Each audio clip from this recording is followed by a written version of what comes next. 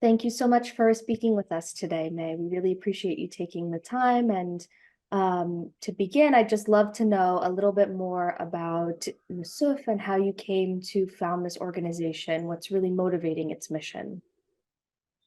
Yeah, thank you for having me. I'm so delighted to be here. Nusf means half in Arabic, and our tagline is investing in half the population.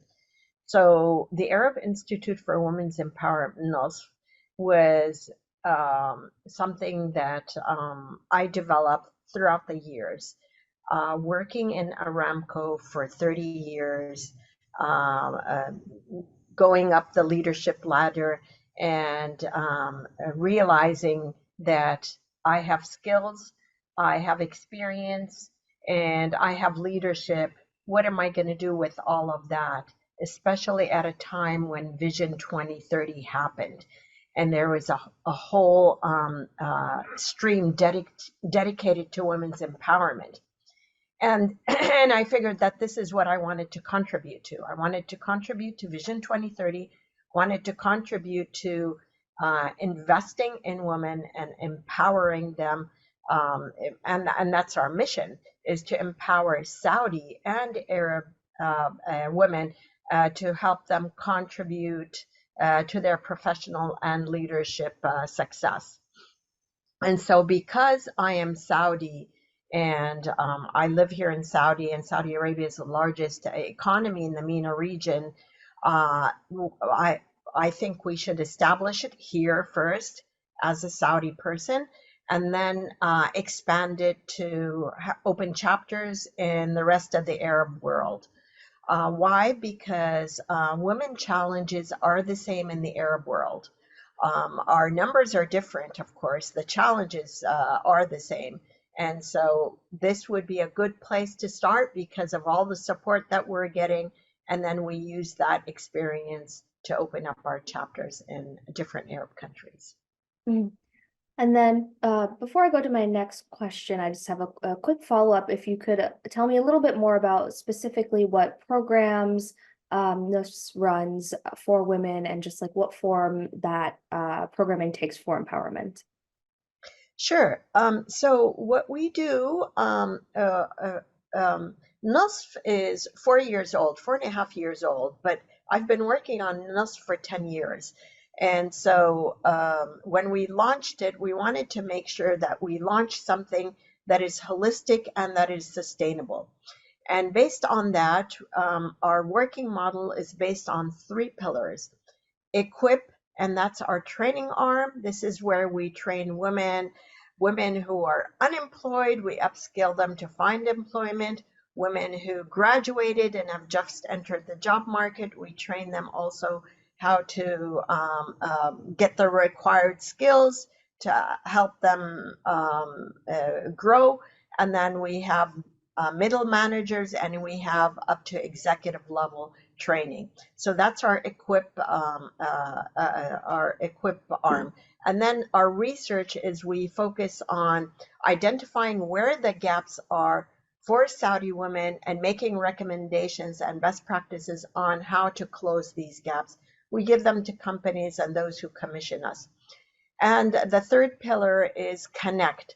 This is where, and this is the most important pillar to me. This is where we connect with the society as a citizen. How do I connect with the society to bring down social barriers that get in the way of women's advancement? So we reach out to the whole society. We reach out to men who play an important role in women's lives. We reach out to family members. We reach out to the grandmothers, the mothers, the sisters, everybody, the aunties, everybody who has an influence on women. We reach out to them to discuss where our challenges are, where our taboos, and what we could do for all of us to rise. Mhm. Thank you. And then now moving on to my second question. So you've had a very long career at one of, Saudi's biggest companies, Aramco. How does it compare in your view from where you began in your career to now? And who is really leading the change for women's inclusion and empowerment? Well, for me, 30 years in Aramco, um, it doesn't say everything about me because I was born in Aramco Hospital. I was raised in the compound, and I used to work in the summer when I was a teenager. So Aramco really was almost like a nation for me, and I picked up a lot of very um, valuable insights and processes and lifestyle that I've been through, and wanted to use the good parts on what I could do to add value to my own country. Mhm. But Aramco back then was the only place from where I live, where it is a good environment for women to work in. So I was very lucky to be living in the Eastern Province where our headquarters Aramco is, and so it's easier for me to get a job there. So it wasn't that difficult. But as the country continues to change, so does Aramco. Aramco has expanded from the day that I was a child, from the day that I was a small intern, and from the day that I left it. It continues Aramco to change, just like Saudi Arabia is changing every day. Aramco went through difficult times, and Aramco went through very, very prosperous times. Mhm. And I would say that working in Aramco for 30 years was, to me, equivalent to working for 100 different companies because it is so large. There are so many divisions, so you get a lot of experience from working there. And it does change. So for instance, Vision 2030 has happened, and I always thought of Aramco as the most progressive company Mhm. in our country. I don't think so now. I think that the government is much more progressive and going forward in a really fast pace that I have to check the papers every day to see what is changing in my country. Mhm.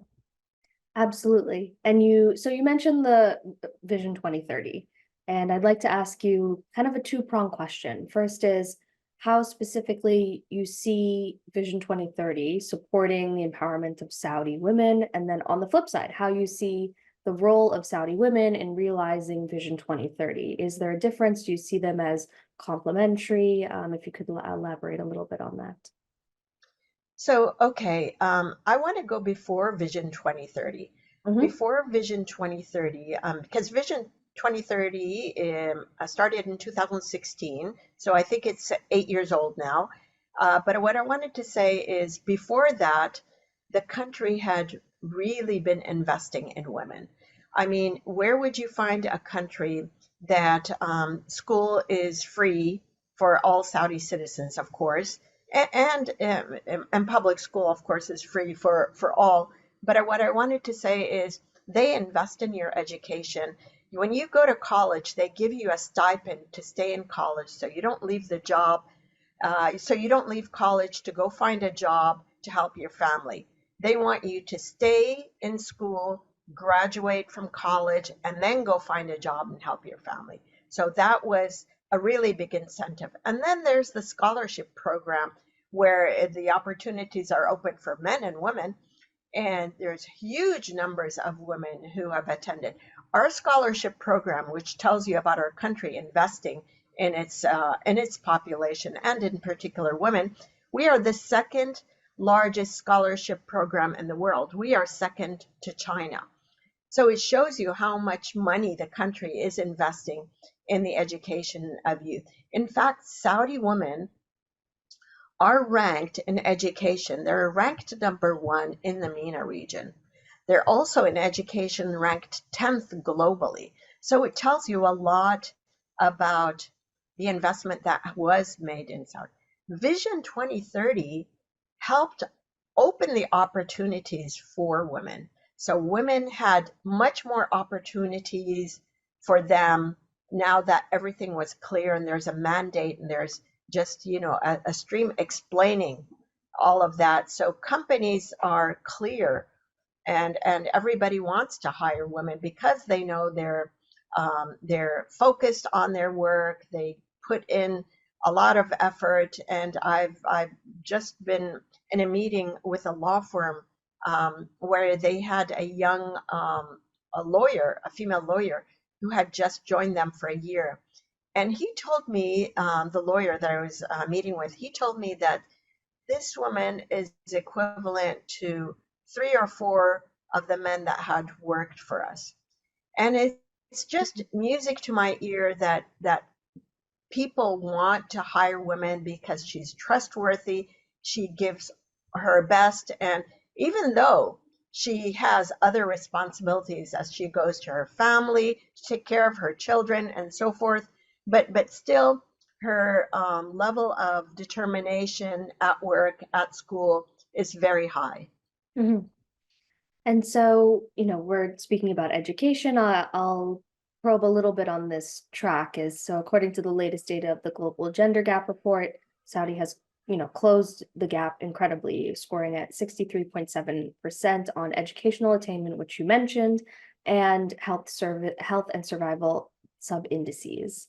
We've also seen remarkable strides from Miss Bernawi to Haifa Al Judea in the government, and Miss Bernawi in the STEM fields. And so, we see a wide spectrum of women participating in the labor force in Saudi. In your eyes, do you see this continuing to trend positively? And also, what are the challenges associated with this? And how do you see the role of maybe the government, maybe the private sector in overcoming these challenges? Okay, yeah, Vision 2030 women are doing really, really well and doing remarkable work.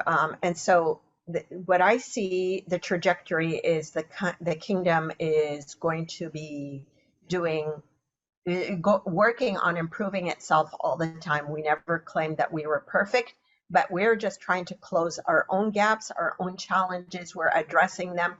And so we've come a long way. I mean, the World Bank has recognized our efforts in achieving so many KPIs. So I know we're going in the right trajectory.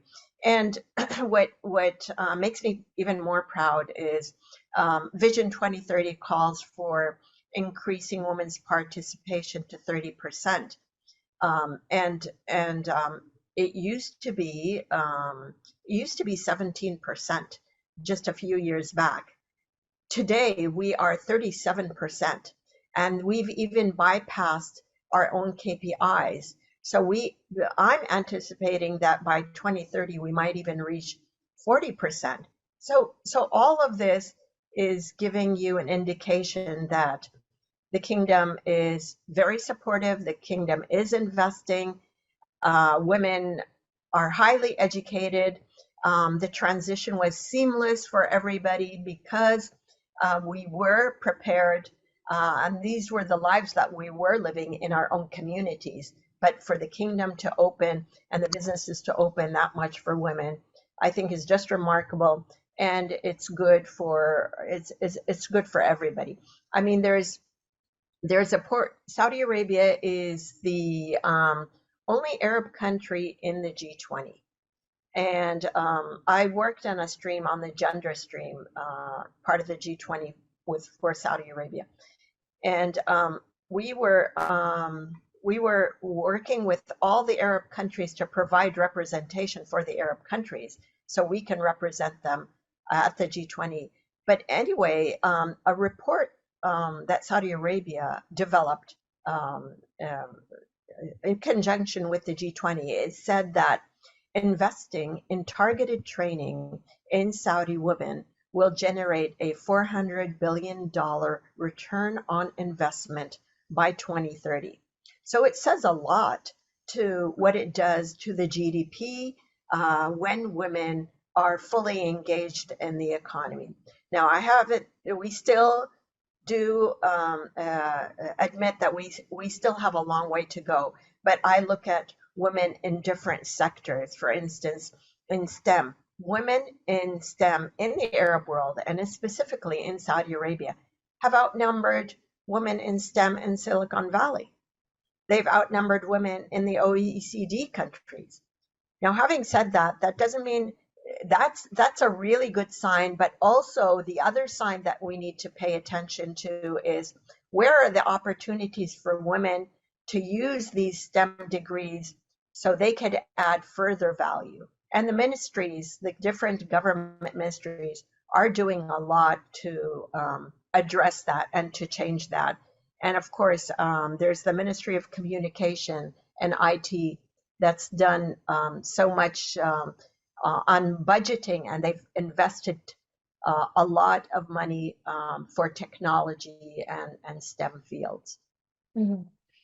And then you mentioned two things specifically. One is you alluded very nicely to this year's International Women's Month theme, which is investing in women. So two questions for you. One is, it seems that mentorship, development, training has played a role in your own professional and personal growth and development, and I see that through the mission of Nusf. And the second question is, just as you've had this in your own career, how can we ensure that these benefits trickle down to other women? And what have you seen as the tangible and measurable impact of Nusf? Yeah. So Nusf is a social enterprise, and we are focusing on the youth. We're focusing on the women. We're focusing on the future leaders of this country, the female leaders of this country, and we feel that that's the best investment. But I want to go back to your question. You said that where do I see? You talked about my mentorship, by the way, and Mhm. mentorship is an important component of what NUSF does. It focuses on mentorship. Why? It's because during my 30-year career, I never had a mentor.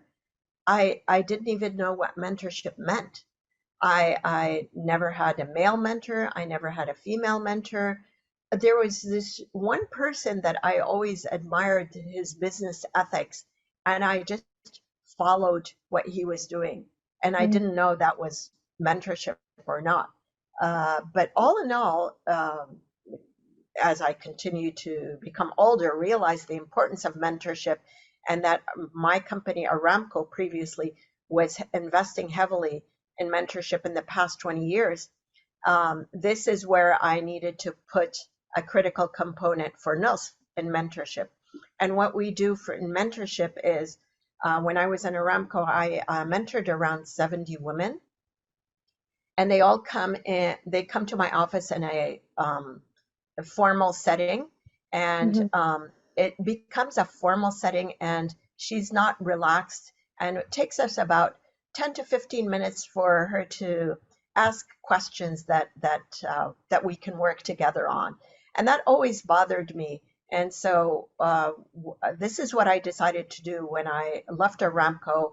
Through NUSF, we created Walk the Talk.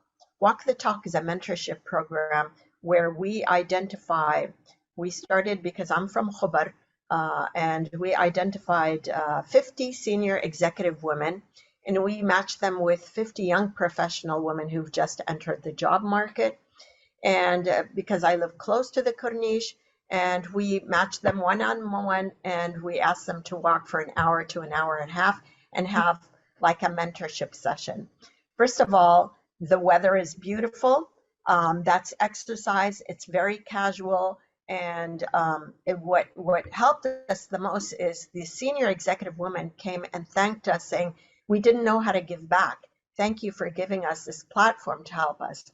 And the young ladies would say, it was impossible for us to reach senior women like that. There's just so many layers. Mhm. So we removed all these barriers and provided it. And luckily, this Walk the Talk program spread to 5 different cities, and we hope that it will continue to spread to all cities in Saudi Arabia and beyond. So yeah, it just tells you the importance of mentorship, and women mentoring women is even more important because they get to learn from a role model, have unique challenges and experiences, and they help each other rise. Thank you for that, May. I don't want to take up too much of your time, so we'll wrap up here. And again, I thank you so much for taking the time to speak with us and tell us about the important work that you're doing at Nusf. Thank you. Thank you. Thank you very much.